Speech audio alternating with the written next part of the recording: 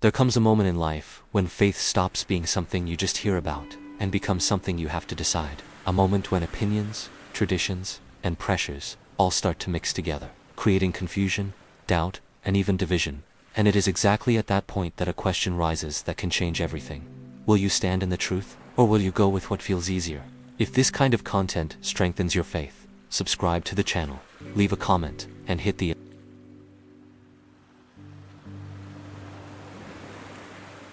like button, because that helps this message reach more people. Reading of the day. A reading from the book of Acts, 15:1-6.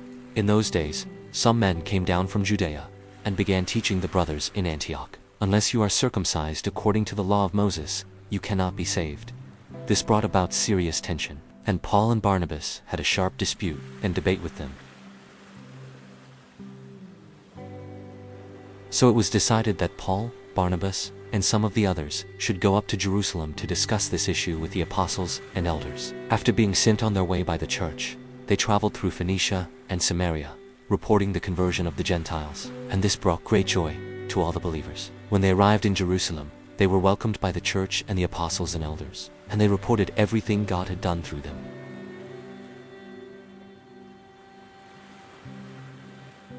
But some believers who belonged to the party of the Pharisees stood up and said, "The Gentiles must be circumcised and required to keep the law of Moses."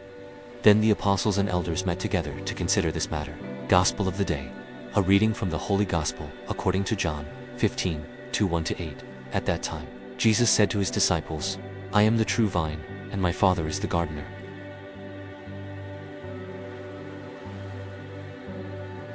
Every branch in me that does not bear fruit he takes away, and every branch that does bear fruit he prunes, so that it may bear more fruit. You are already clean because of the word I have spoken to you.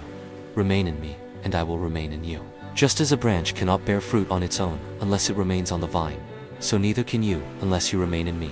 I am the vine, you are the branches.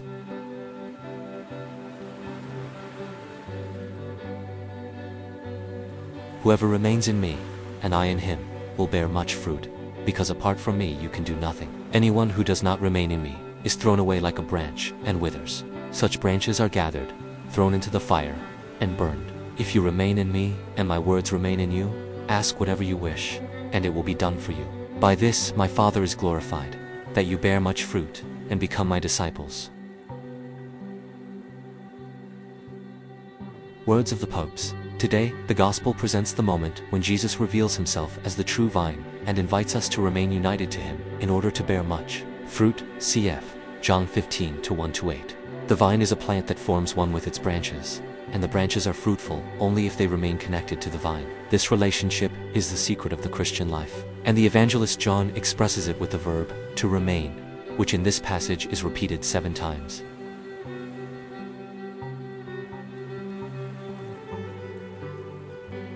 Remain in me, the Lord says. Remain in the Lord.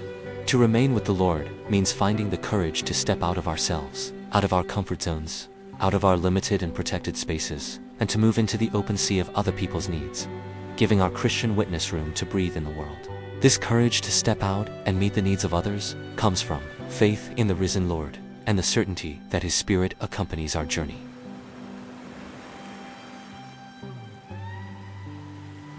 One of the most mature fruits that comes from communion with Christ is the commitment to charity toward others, loving our brothers and sisters with self-giving, even to the very end, just as Jesus loved us. Pope Francis, Regina Coeli.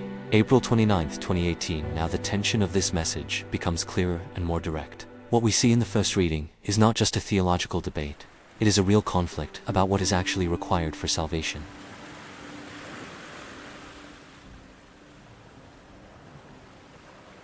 On one side, people holding tightly to long-standing traditions, and on the other, the announcement of something new that God was doing. And in the middle of it all, a community trying to make sense of who to trust. This situation is not far from today's reality. There are so many voices trying to define what is right, what matters, and what should be followed. So many opinions rise up, so many interpretations appear, and in the middle of it all, the truth can start to feel hard to recognize. But the gospel brings a simple and at the same time profound answer. Jesus does not give a list of rules. He offers a relationship. He says to remain. remaining is not passive. Remaining requires decision. It requires consistency. It requires a daily choice, because it is always easier to disconnect, to follow your own path, to adjust your faith to fit your comfort. And this is exactly where many people lose their way. They want the fruit, but they do not want to stay connected to the root.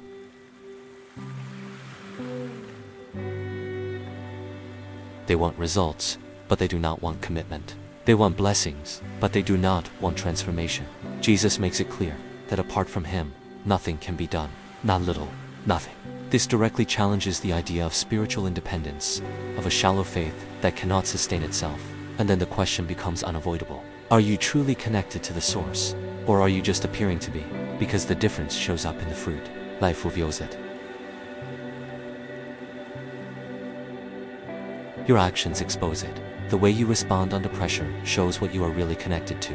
And this brings us back to the first reading.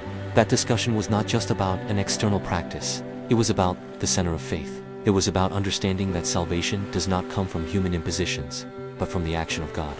And that is still a challenge today, because it is often easier to follow external rules than to live in internal transformation.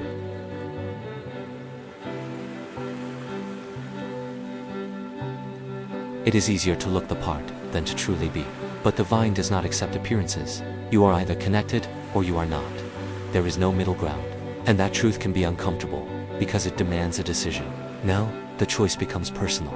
Will you remain even when it requires change, discipline, and sacrifice? Or will you choose a comfortable faith that produces no fruit? Today's message shows that real faith is not built on ease, but on remaining.